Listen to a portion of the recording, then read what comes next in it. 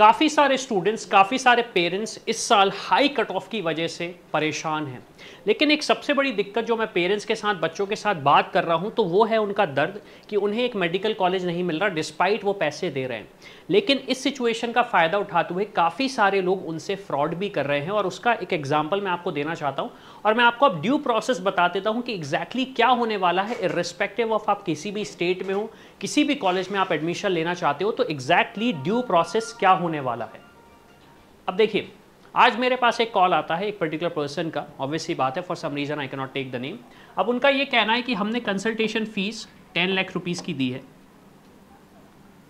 10 लाख रुपए का हमने कंसल्टेशन फीस दिया है एडमिशन का, और 10 लाख रुपए हमने कॉलेज में सबमिट किया है, सॉरी कॉलेज नहीं, हमने काउंसलिंग प्रोसेस में सबमिट किया है फॉर द एडमिशन।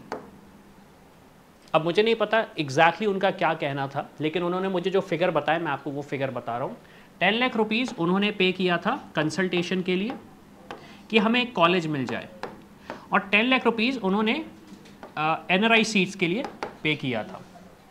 अब सबसे बड़ा क्वेश्चन उनका ये था कि सर मुझे कॉलेज जो अलॉट हुआ है वो मेरे पसंद का कॉलेज नहीं है, और अब क्या मुझे ये 10 लाख रुपए वापस मिल जाएगा। अब हुआ ये है कि ये जो 10 लाख रुपीज़ है ये तो उनके गए, क्योंकि जो कंसल्टेंट बंदा है वो फ़ोन नहीं उठा रहा है उनका। मुझे ये नहीं पता कि उन्होंने 10 लाख रुपए कैसे दिए, सच था ये झूठ था, ये चीज़ मैंने वेरीफाई तो नहीं करी, लेकिन मैं फिर भी एक बार आपके साथ डिस्कस करना चाहता हूँ।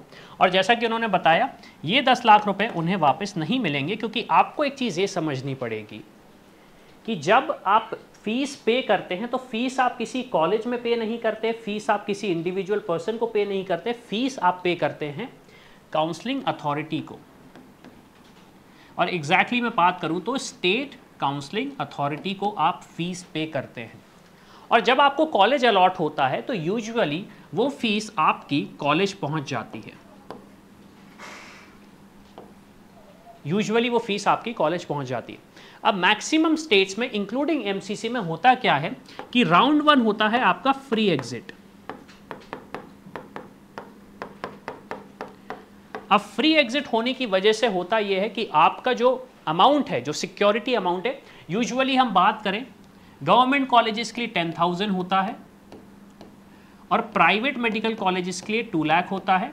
और इनकेस अगर आप NRI सीट्स के लिए एलिजिबल हैं या NRI सीट्स के लिए एडमिशन लेना चाहते हैं तो 5 से 10 लाख का आपका वो पेमेंट होता है, जो कि आपको काउंसलिंग अथॉरिटी को पे करना पड़ता है। राउंड 1 में आपको कॉलेज अलॉट हुआ, आपको पसंद नहीं आया, आपने कहा मुझे एडमिशन नहीं लेना है, 10,000 रुपीज़ गवर्नमेंट वापस कर देगी, 2 लाख आपका, 2 लाख से लेके 5 लाख जितना भी आपने सिक्योरिटी अमाउंट पे किया वो आपको वापस मिल जाएगा। लेकिन राउंड 2 में फ्री एग्जिट का ऑप्शन चला जाता है। इसका मतलब यह है कि आपको जो कॉलेज अलॉट होगा, आपको जो कॉलेज अलॉट होगा उसमें आपको एडमिशन लेना ही होगा,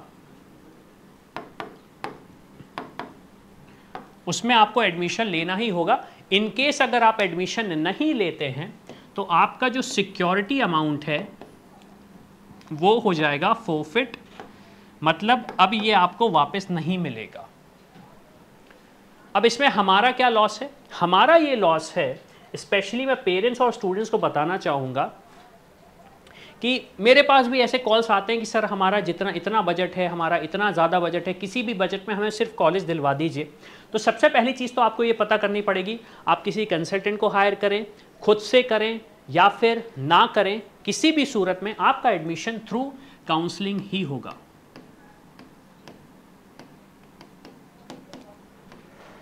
आपने देखा होगा एक वीडियो भी काफ़ी फेमस हो रहा है, एक बिहार का स्टूडेंट है जिससे 2 लाख रुपए दे दिए गए और उससे बोला गया कि आप IPS बन गए हो। अब इंडिया में अगर आपको IAS बन गए हो, अगर इंडिया में आपको IAS ऑफिसर बनना है तो UPSC का एग्जाम क्लियर करना पड़ता है, और एग्जाम क्लियर करने के बाद इंटरव्यू देने के बाद आपका सिलेक्शन होता है।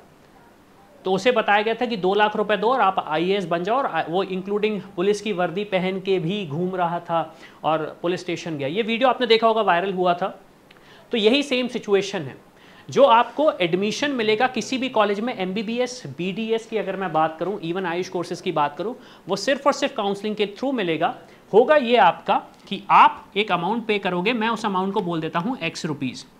X रुपीज़ आप किसको पे करोगे?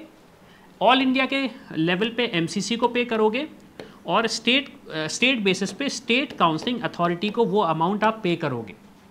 राउंड 1 आपका फ्री एग्जिट होगा जो कि खत्म हो चुका है। राउंड 2 की अगर मैं बात करूं तो यहां से आपका सिक्योरिटी अमाउंट इर्रिस्पेक्टिव ऑफ कितना है, अगर आपने एडमिशन नहीं लिया तो फोरफिट हो जाएगा। अब इस सिचुएशन में आपको करना यह है कि राउंड 2 में अगर आप अपीयर हो रहे हो तो वही कॉलेजेस डालो जिसका आप या तो फीस अफोर्ड कर सकते हो या फिर जहां पे एडमिशन लेना चाहते हो। काफ़ी सारे स्टूडेंट्स का ये कंसर्न है, सर इसका बजट ज़्यादा है, क्या हम फिल करें? नहीं। क्या इसमें इस कॉलेज की रेपुटेशन अच्छी नहीं है, मेरे रिलेटिव्स पढ़ते हैं, उनका ये कहना है कि इस कॉलेज में एडमिशन नहीं लो। अगर आपको ऐसा लगता है, थोड़ा सा भी डाउट है, तो फिल मत करो। क्यों?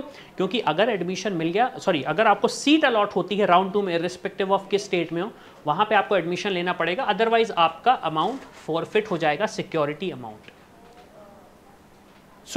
आज जो कॉल आया उसके बाद मैंने काफ़ी सारे पेरेंट्स से भी बात करी, इसलिए मैंने ये वीडियो सेपरेटली आपके लिए बनाया है कि ऐसे फ्रॉड से आप दूर रहें। जो भी फीस है वो आपको पता है कि ऑफिशियल चैनल्स पे ही पे करनी है, किसी भी XYZ लोकेशन पे नहीं पे करनी है।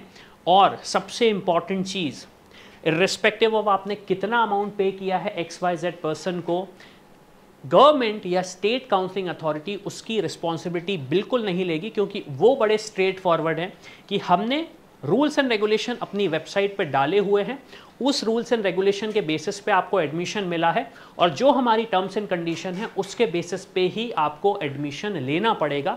अदरवाइज हो सकता है कि आप डी बार भी हो जाओ पूरी की पूरी काउंसलिंग प्रोसेस से 1 साल के लिए एक्स्ट्रा। तो आई होप कि आपको थोड़ी बहुत अवेयरनेस मिली होगी। अगर ये वीडियो आपने देखा है तो अपने दोस्तों के साथ शेयर कर दो, अपने रिलेटिव्स के साथ शेयर कर दो, उनको ये बताओ कि एग्जैक्टली होता क्या है और वो कैसे बच सकते हैं। सो प्लीज़ ऐसे एक्टिविटीज़ में इंगेज ना हो ताकि आपका पैसा बच सके और आप एक जो कॉलेज लेना चाह रहे हैं वो आपको जेन्युइनली मिल सके। क्यों? क्योंकि अगर कोई गड़बड़ हुई तो आपका एडमिशन कैंसिल भी हो सकता है और सबसे इंपॉर्टेंट चीज़, आप जो इतना पैसा दोगे वो कभी वापस नहीं आने वाला।